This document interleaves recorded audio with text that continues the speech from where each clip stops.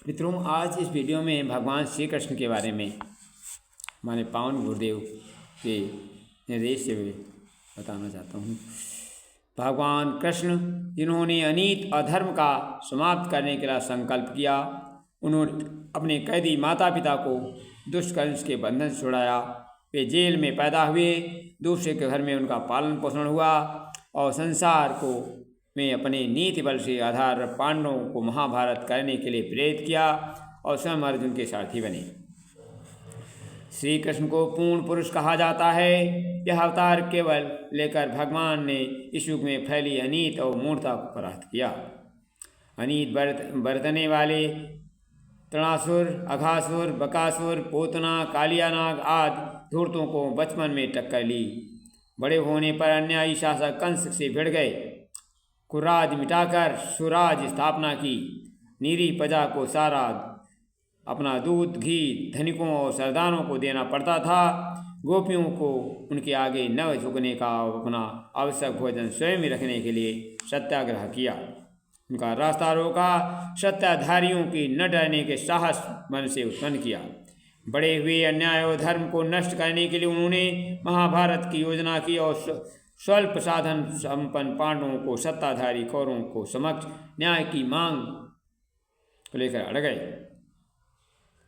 और 18 अक्षौणी सेना अगणित सुभट मर गए। न्याय की रक्षा के लिए जो कीमत चुकानी पड़ी कम है। उन दिनों भारत छोटे छोटे टुकड़ों में बटा हुआ था। छोटे छोटे सामंत अलग अलग सत्ता बनाए रखने के लिए देश को छोटे छोटे टुकड़ों में बटे हुए थे।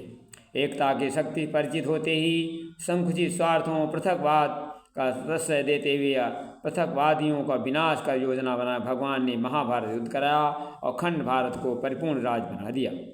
इसके लिए युद्ध के रूप में स्वयं भारी कीमत चुकानी पड़ी, पर कीमत चुकाए बिना किसी कीमती जीत कहाँ मिलती है। कैदी माता पिता को बंदी गृह से उत्पन्न होने वाला, दूसरा घर में पलने वाला, गोप परिवार में जन्म लेने वाला बालक अपने आत्मबल और पुरुषार्थ सब कुछ कर सकता है। भगवान कृष्ण इसका उदाहरण प्रस्तुत करके अपने उन लोगों को मनोबल बढ़ाया जो साधनहीन परिस्थितियों के जन्मे बड़े न होने पर होने का कारण ऊंचा उठने की आशा छोड़ देते हैं। अर्जुन के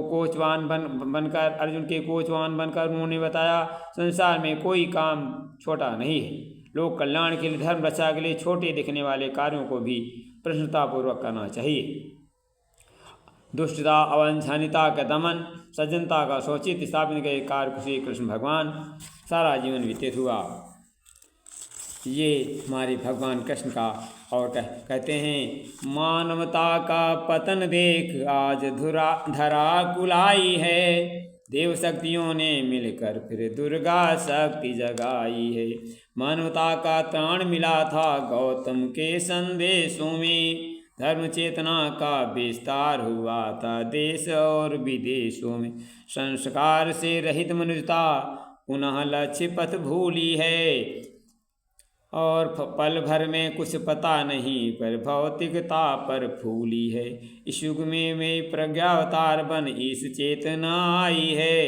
देव शक्तियों ने मिलकर फिर दुर्गा शक्ति जगाई है। मित्रों, इनके साथ आपको आना पड़ेगा। जैसे बानर रीछ गिलहरी बनकर जो अब कदम बढ़ाएगा, सेतु राम बांधेंगे निश्चित पुण्य वही पाएगा। उठना है गोवर्धन लेकिन लाठी जरा लगा लो तुम। प्रभु के सहयोगी बनने का श्रेष्ठ हाजी पालो तुम। उठो तुम्हारे इम्तहान का कि आज घड़ी ये आई है। देव शक्तियों ने मिलकर ये दुर्गा शक्ति जगाई। धन्यवाद। वीडियो अच्छा लगे शेयर करें।